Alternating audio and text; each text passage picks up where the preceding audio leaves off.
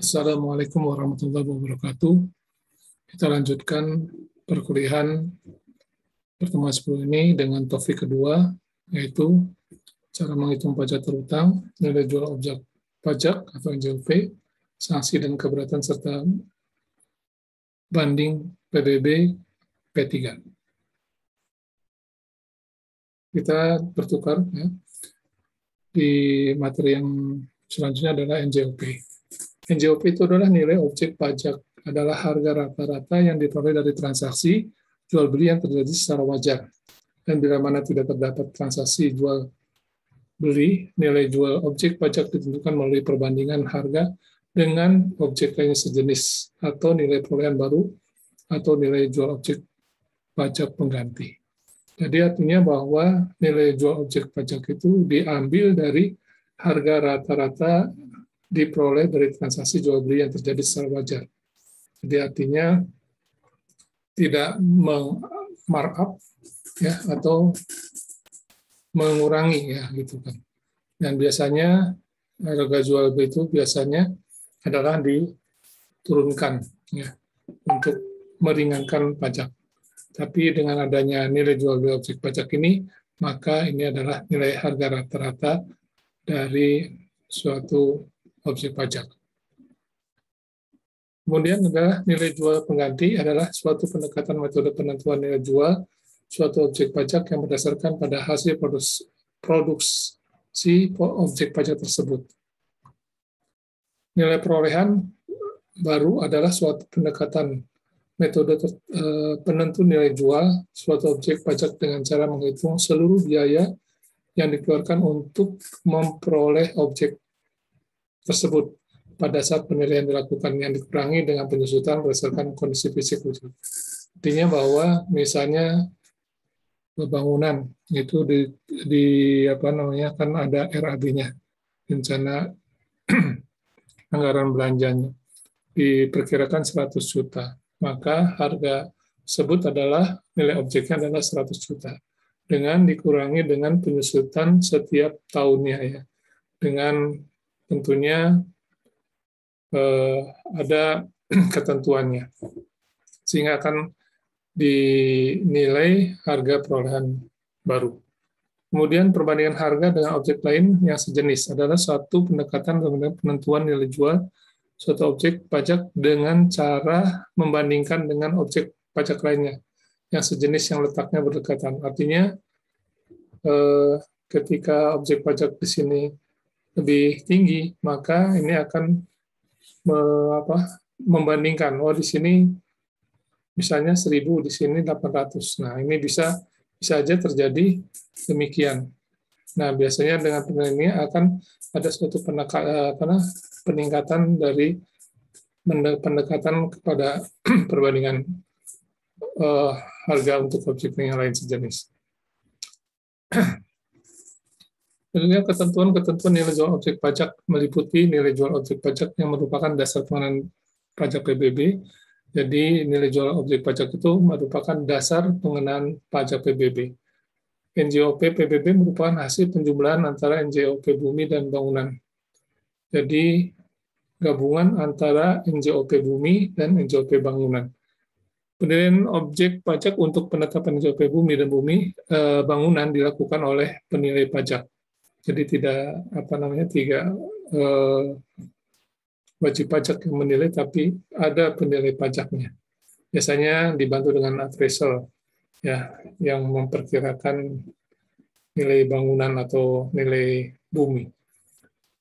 Selanjutnya adalah pada dasarnya penetapan objek pajak adalah 3 tahun sekali. Namun demikian, untuk daerah tertentu karena perkembangan pembangunan mengakibatkan kenaikan nilai jual objek pajak cukup besar, maka penetapan nilai jual setahun sekali. Artinya bahwa lihat dari perkembangan kotanya. Misalnya ada pembangunan yang di sekitarnya, maka mungkin akan menaikkan harga nilai jual objek pajak sendiri. Dalam menetapkan nilai jual, Menteri Keuangan mendengarkan pertimbangan gubernur serta memperhatikan self-assessment. Tata cara penetapan sektor perkebunan, yaitu situ ada areal produktif perkebunan, area belum produktif perkebunan, area tidak produktif perkebunan, area pengamanan perkebunan, dan area investment perkebunan. Selanjutnya adalah NJOP bumi untuk areal produktif. Ya, ada NJOP bumi untuk areal belum produktif perkebunan, NJOP bumi untuk areal tidak produktif perkebunan, NJOP bumi di areal pengamanan perkebunan, dan NJOP bumi untuk investment. Selanjutnya untuk kehutanan, ya, meliputi areal produksi perhutanan, produktif kehutanan, areal yang belum produktif, areal yang tidak produktif, pengamanan investment dan perlindungan dan konservasi. Selanjutnya untuk bumi adalah bumi untuk area produktif, bumi untuk area belum produktif, ya. Di sini belum produktif. Selanjutnya tidak produktif, ya. Pengamanan, area pengamanan dan area investment. Ini kita beralih ke perhitungannya, cara menghitungnya. Ada contoh, ya, PT ABC adalah perusahaan perkebunan kelapa sawit yang memiliki izin usaha perkebunan kelapa sawit seluas 1.000 hektar di Provinsi Kalimantan Timur. PT ABC telah menyampaikan surat pemberitahuan objek pajak atau SPOP untuk tahun 2020 dengan data NJOP sebagai berikut, ya. Di sini area produktif yang telah ditanami sawit usia 1 tahun 2.000, luasnya 2.000 meter persegi. NJOP tanah berdasarkan perbandingan harga dengan objek lain yang sejenis diasumsikan 2.000 per meter persegi, Rp2.000 per meter persegi. Basis penentuan NJOP pengembangan tanah berupa tanaman kelapa sawit di usia 1 tahun di Provinsi Kalimantan Timur berdasarkan biaya investasi tanaman CAP 185 PJ 2022 yaitu 4.039 per meter persegi. Area produktif yang telah ditanami kelapa sawit dengan usia 5 tahun, datanya adalah seluas 2.000 meter persegi, 2 juta meter persegi. NJOP tanah berdasarkan perbandingan harga dengan objek lain yang sejenis diasumsikan 2.000 per meter persegi, Rp2.000 per meter persegi. Basis penentuan NJOP pengembangan berupa tanaman kelapa sawit usia 5 tahun di Provinsi Kalimantan Timur berdasarkan biaya CAP, ya, sebesar 7.676 meter persegi. Selanjutnya adalah areal yang belum produktif, ya, dengan pembibitan dengan luas 1 juta meter persegi dengan asumsi adalah NJOP-nya adalah 1.700 per meter persegi. Selanjutnya adalah areal yang belum produktif, ya. Luasnya adalah 1 juta meter persegi dengan NJOP-nya adalah 1.500 per meter persegi. Areal tidak produktif, ya, berupa tidak dapat dimanfaatkan 250 meter persegi dengan basis 1.000 per meter persegi. Area pengamanan perkebunan 250.000 meter persegi. Basis penentuan NJOP-nya adalah 1.200 Rp1.200 per meter persegi. Area investment dengan bangunan kantor, ya, fasilitas dengan luas 100.000 meter persegi dengan basis penentuan NJOP adalah 2.000 meter persegi, Rp2.000 per meter persegi. Selanjutnya adalah berarti untuk bangunan, ya, luasnya adalah 1.300 meter persegi dengan basis Rp10.000 per meter persegi. Dengan emplasemen untuk bangunan mes pegawai adalah 600.000 meter persegi dengan NJOP Rp2.000 per meter persegi.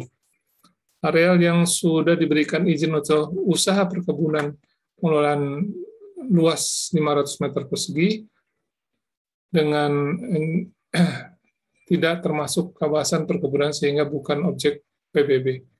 Area perkebunan plasma yang dimanfaatkan oleh petani di sekitarnya adalah 1 juta meter persegi. Basis penentuannya bukan objek karena dimanfaatkan sepenuhnya oleh wajib pajak lain. Areal penampungan sementara kelapa sawit, ya, arealnya izin usaha tetapi menjadi satu kesatuan kegiatan usaha perkebunan seluas 100.000. Basis penduduk NJOP-nya adalah Rp2.000 per meter persegi. Data objek pajak PBB atas bangunan adalah sebagai berikut. Bangunan kantor 50.000 per meter persegi, basis penentuan NJOP-nya adalah 2.000 meter, 2 juta per meter persegi. Bangunan pabrik dan gudang dengan luas 500.000, ya. Basis penentuannya NJOP berdasarkan nilai perolehan baru diasumsikan adalah 3.000 atau 3 juta per meter persegi. Bangunan mes pegawai seluas 250 meter persegi, basis penentuannya NJOP berdasarkan adalah 2 juta per meter persegi. Sehingga perhitungan NJOP-nya adalah area produktif kelapa sawit, ya. Tadi tanahnya 2 juta dikali 2.000, ya, per meter persegi sama dengan 4 M, ya. Selanjutnya tanaman 2 juta dikali 4.000, 39, 8 juta, 8 M, 78. Selanjutnya usia yang tanah usia 5 tahun, ya, 2 juta dengan nilainya adalah 2.000 rupiah sehingga 4 M. Tanaman 2 juta dikali 7.676 sehingga 15 M, 352. Area belum produktif, ya, 1 juta dikali 1 juta 1.700, 1,7 M. Selanjutnya adalah area yang belum diolah 1 juta dikali 1.500.000 atau 1,5 M. Area tidak produktif, ya, area yang tidak penuh dimanfaatkan adalah 250.000 kali 1.000 itu 250 juta. Area pengaman perkebunan 250 kali 1.200.000 sama dengan 300 juta. Selanjutnya adalah area emplacement bangunan kantor 100.000 kali 2 juta kali 2.000 sama dengan 200 juta. Bangunan pabrik dan gudang 1.300.000 dikali 10.000, ya. Tadi harganya per ini meter 10.000, maka ini 13 M. Bangunan mes media 600 mes pegawai 600.000 dikali 2.000, 1,2 M. Area penampungan sementara adalah 100.000 dikali 2.000 sama dengan 200 juta. Sehingga di total untuk area kebun ini adalah 49 M 780. Sedangkan luasnya adalah 8.600. Sehingga NJOP bumi per meter persegi dibulatkan ke bawah adalah 49, ya, 49 dibagi 8.600 atau per meternya adalah 5.780. Perhitungan NJOP bangunan PBB sektor perkebunan. Ya, perhitungan NJOP-nya bangunan PBB sektor perkebunan dilakukan dengan menjumlah seluruh NJOP komponen bangunan sebagai berikut. Bangunan kantor 50.000 kali 2 juta atau 100 M. Bangunan pabrik dan gudang 500.000 dikali 3 juta atau 1,5, ya. Selanjutnya ada bangunan mes pegawai 250 kali 2 juta 500 M. Total adalah 2,1 T. Sedangkan luas bangunan 800. Sehingga NJOP untuk bangunan adalah 2,1 T dibagi 800 atau 2.625. Sehingga perhitungan PPP sektor perkebunan yang terutang dilakukan sebagai berikut. NJOP bumi 8.600.000 kali 5.780 atau 49,708 juta. Bangunan ya. Bangunan 800 dikali 2.625 atau 2,1 T. Sehingga dasar pengenaan pajak PBB-nya adalah 2,149.708 juta atau 2,1 T. NJOP PTKB-nya adalah 12 juta sehingga nilainya 2,149.696 juta atau 2,149 T. Sehingga nilai jual kena pajak NJKP-nya adalah 2,149.696 juta dikali 40%, ya, sebesar 856 878 juta 400.000. PBB yang terutang adalah 859 878 juta 400.000 rupiah dikali 0,5%, sehingga PBB yang terutang adalah 4 299 juta 392.000. Selanjutnya adalah sanksi. Sanksi administrasi yaitu sanksi yang dikenakan berupa denda atau terdiri dari WP yang tidak menyampaikan SPOP dan telah ditegur terus dikenakan sanksi administrasi sebesar 25%.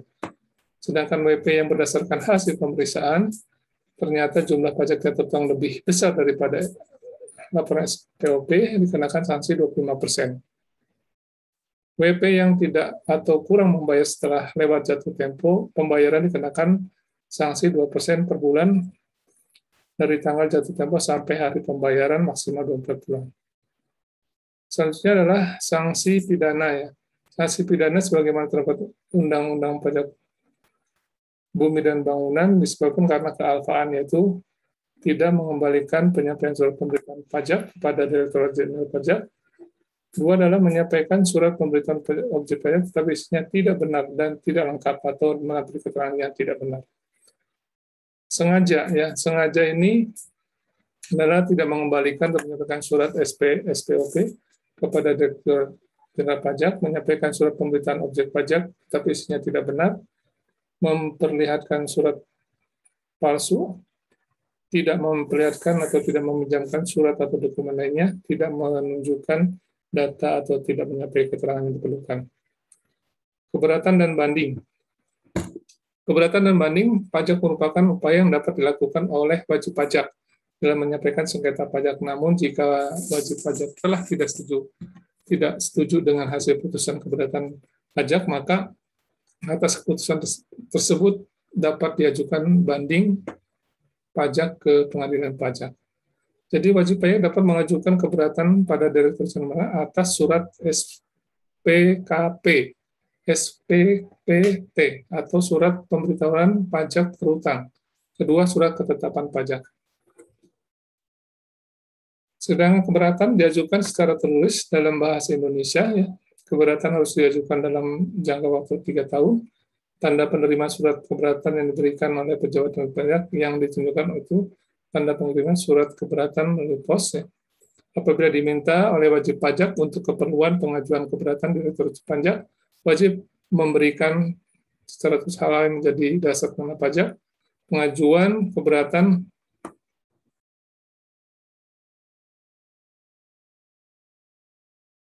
tidak menunda kewajiban membayar pajak. Banding, ya, ketentuan mengajukan banding sebagai berikut. Wajib pajak dapat mengajukan banding kepada Badan Peradilan Pajak terhadap keputusan yang ditetapkan oleh Direktorat Jenderal Pajak dalam jangka waktu 3 bulan sejak tanggal diterimanya surat keputusan oleh wajib pajak dengan dilampiri salinan surat keputusan tersebut. Permohonan banding diajukan secara tertulis dalam bahasa Indonesia. Mengajukan permohonan banding tidak menunda kewajiban membayar. Artinya bahwa pembayaran hutang pajak tetap harus dilunasi. Ya, ini data pustakanya.